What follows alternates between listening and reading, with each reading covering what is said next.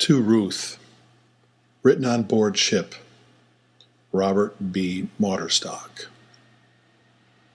There she stands, so tall and straight, lovely Ruth, the share of my fate.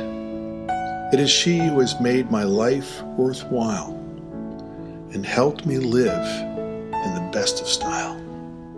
It was one cold day in December, skating at Tarrytown Lakes as I remember, that I first noticed this lovely gal skating with a mutual pal.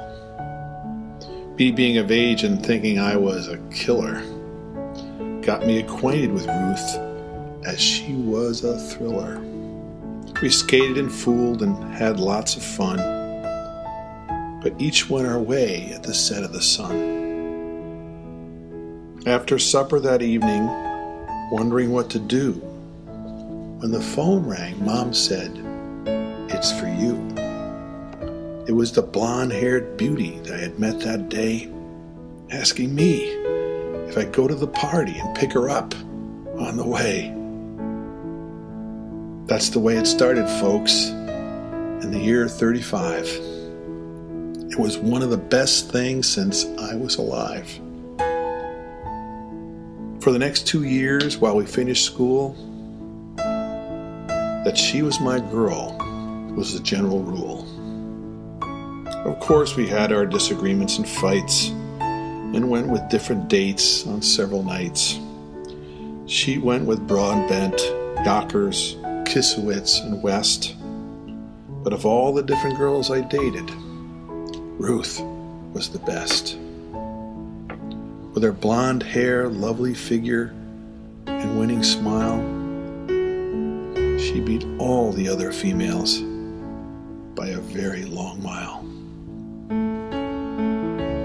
After working in different fields and getting tired of life, I was transferred back home and decided to make Ruth my wife.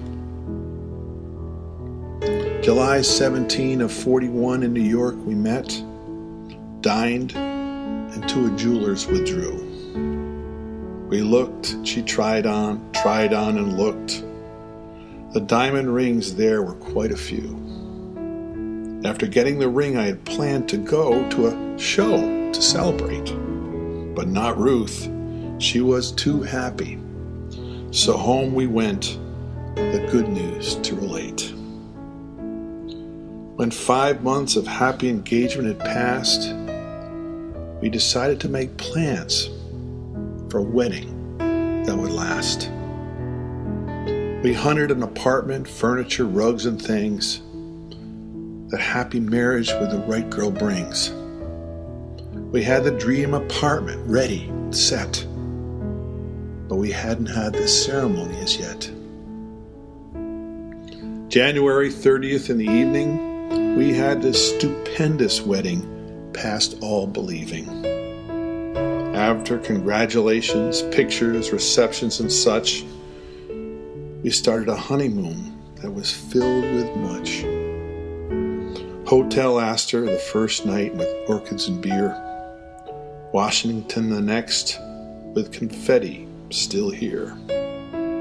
After a few days of bliss had passed, we returned to settle in our love nest at last. February to April, those months and days were filled with pleasures I'll never forget.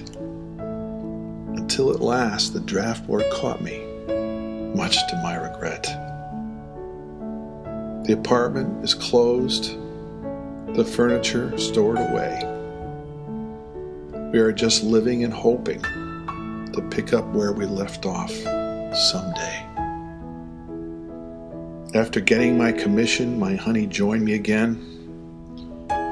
We saw the country from coast to coast, almost got up near Maine.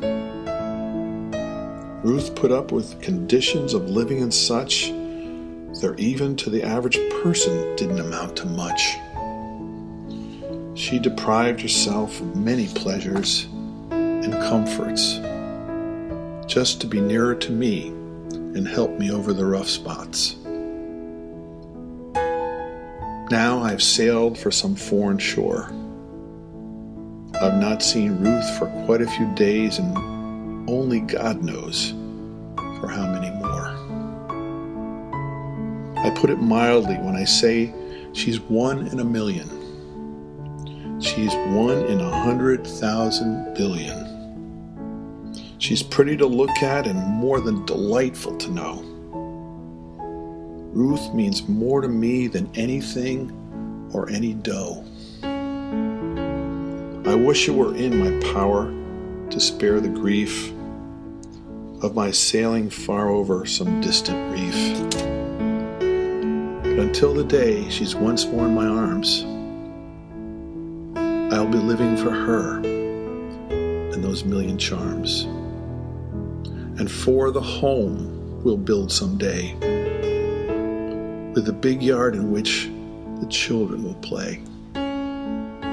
With this thought in my mind and a prayer on my lips, I end this piece which has taxed my wits.